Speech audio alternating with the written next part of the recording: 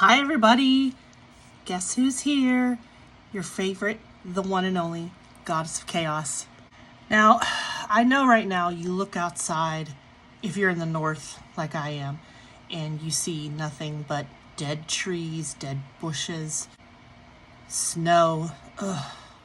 So, for right now, it's dead of winter. But in a few weeks, spring will be in the air.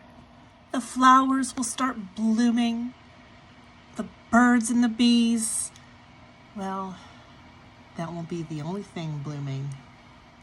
And you know what they say, first comes love, then comes marriage. Now, if any of you are married, like I myself am, then you'll know what a stressful time planning a wedding can be. It can bring out the worst in the people involved. I would know. By now you're probably thinking, oh, this is going to be another Bridezilla video. Not this time. That's going to be another video. Today, we are going to talk about something that can be even worse. Entitled Wedding Guests. Dun dun dun!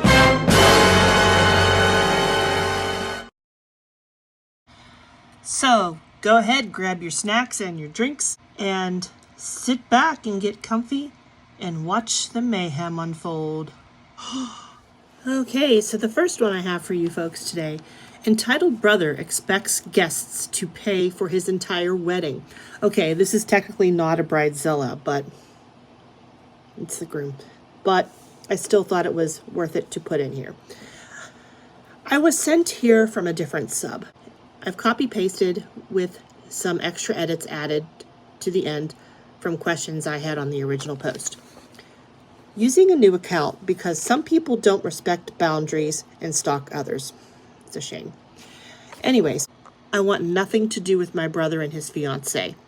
They have done plenty of things over the years which have resulted in family and friends going no contact, but that's a whole load of other stories. They were due to get married next weekend. However, due to obvious reasons, they've had to postpone it. Looks like it was 3 years ago, so it was probably during the pandemic. The thing that pissed a lot of people off was that if we wanted to go to their wedding, we had to pay our share of the wedding. What? Huh? You maybe pay for a gift? Give a gift of money or a gift card or something? You don't know. They didn't organize a cheap wedding either. Oh, of course. Of course. It was a $75,000 wedding.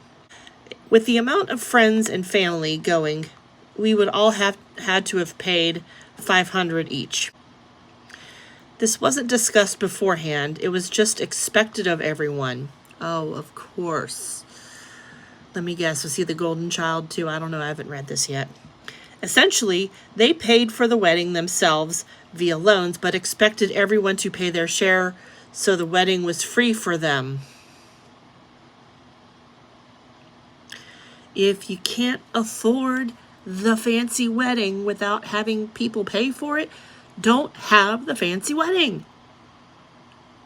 Not that, my parents and her parents even offered to pay for the majority between them, but my brother refused.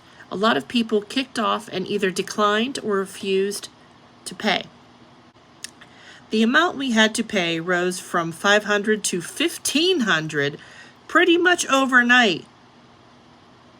I wouldn't pay that to go to my own brother's wedding. This is just for one person, not even a plus one. Oh. People refusing and dropping out caused a huge temper tantrum for my brother and his girlfriend. Well, yeah. No, most people don't have that kind of money to just go to a wedding that's not even theirs. And that's not even including the gift, I assume. He always was the golden child. Oh, of course. Of course. That makes sense. He's very entitled and expects everyone to bend at his will. Eventually, my dad caved. The enabler and why my brother is so entitled and paid for all of our share, even though we all declined. The rest of us have morals and don't live out of our parents' pockets. One of the other stories. Oh, okay. And we have all paid our dad back the $1,500. So, to now. The wedding was canceled. Naturally, there was a huge drama from my brother and his equally as entitled narcissistic girlfriend. If they had to reschedule the wedding, it will cost another $8,000 to rebook everything. Sounds like a their problem. Guess who has to pay for it? The guests. My brother's girlfriend called an emergency meeting to discuss the wedding. They stated they refused payment from my dad. Again, apparently we are the entitled ones because he paid for us the last time. If we refuse to pay this time, it will be our fault the wedding is ruined, blah, blah, blah. Oh my God. Oh my God. My $1,500 share is now $1,660. There are so many other things that have happened over the years. This isn't some petty crap that sparked this off. In short, my siblings and I are done with them. Good for you. Extras. The wedding is happening 15 miles from their home. It isn't a wedding that's abroad. We are still expected to pay for drinks at the bar. The venue is huge. It can hold up to 4 weddings at once, but they hired the entire place just for them. Oh, because they're so special. The price includes 1 night stay and food. It does not include a gift. See, I figured. Edit. I accept I was also enabling by paying my dad back. I completely take responsibility for that. I think it's out of guilt. My brother has done nothing but gaslight and abuse him all his 32 years. I'm just sad and embarrassed to say he's my brother. Well, I am so sorry that you are in that situation. It's just best to just cut him off. You don't need that kind of toxicity in your life. Yeah, $1,660. I just wouldn't pay. What would they do if nobody wanted to go to their wedding? What would they do? Anyways, next one. Okay, so this next one was from a subreddit called Who Was the Rudest at Your Wedding? I had to go to a different part of my room because I am very bad at keeping my phone and tablet and things charged. So I don't have a charger over where my desk is. So I'm on my bed. So anyways, not mine, but my sister's wedding. An aunt brought a pinata in the shape of a woman so the groom would have something to pop that night. Since my sister wasn't a virgin, she had a child from her first marriage. My cousin and I took care of it, and it never made its way into the reception, thank goodness. How embarrassing. What gives her the right to... That is very... I don't know if I would say that's entitled, but that's very rude and very unclassy. The mental image of 2 people quietly murdering a pinata outside a reception is kind of glorious. Sure, just the pinata. What the F? If I were that bride, I would be mortified if that made it into the reception. Good on them for keeping that away from her. I know it. I'd be getting that aunt next Christmas.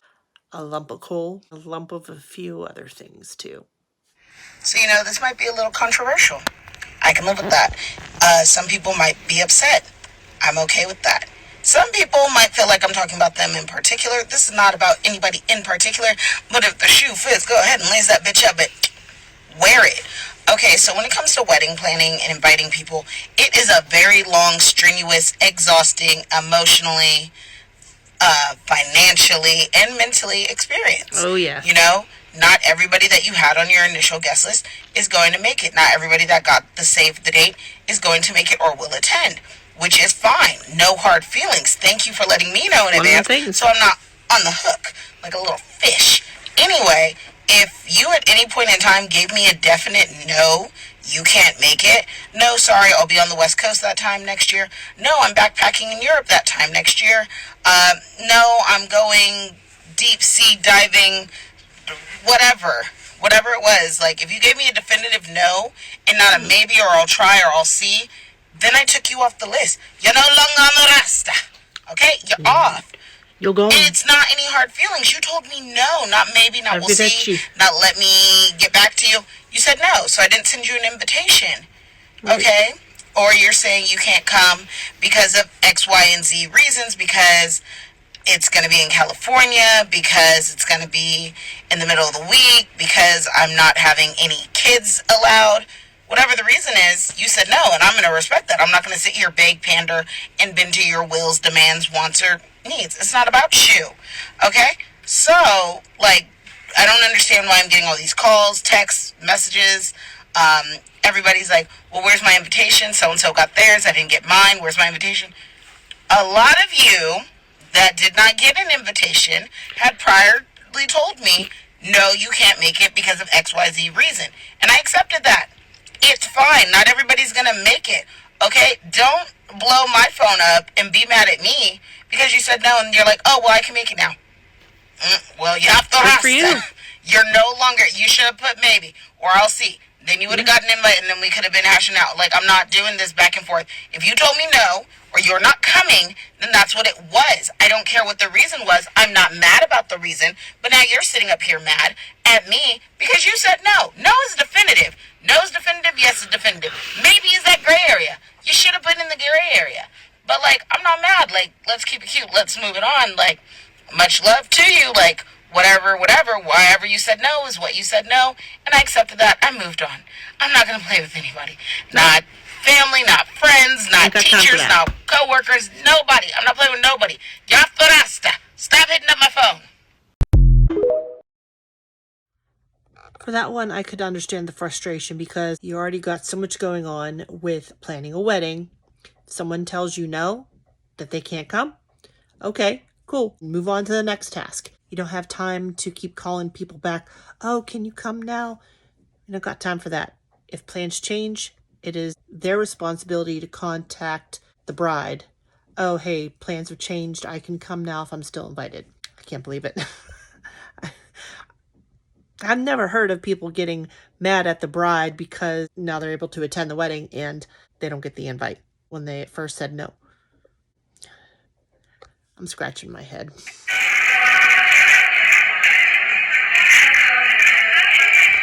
Is she cutting the cake? Oh, no. That's for the bride and groom for their 1-year anniversary. What? Has she never been to a wedding? What the fuck is wrong with you bitches? Like, y'all don't... So did she just walk past a perfectly good dessert table to go right for the one thing that she wasn't supposed to go for? Here in Pennsylvania, we have something called cookie tables at our weddings, which is just a table filled with brownies, different kinds of cookies. My one friend had a cookie table room, pretty much. It was just a room with tables and tables of cookies in it. It was glorious. It was glorious. So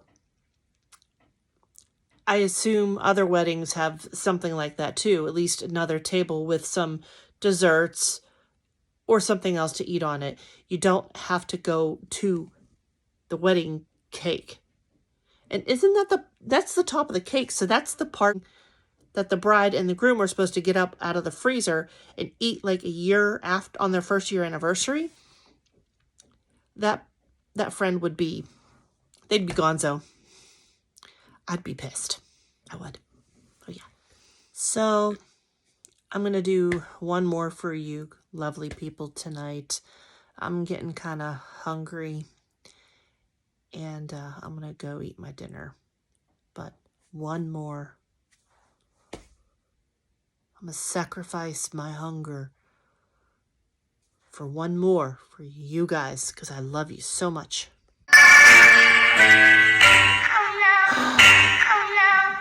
What did that lady do to that alpaca? That an alpaca? You know what? I'm sure the lady deserved it.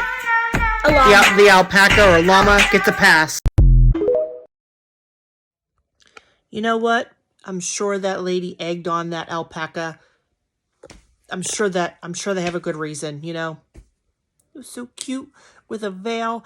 How could it mean to do something evil? I'm sure she deserved it. Anyways, that's all I have for you tonight. I'm going to go downstairs. I'm going to eat my Subway. And what you're going to do is you're going to go out into the world and cause a little bit of chaos. See you next time, guys. Bye-bye.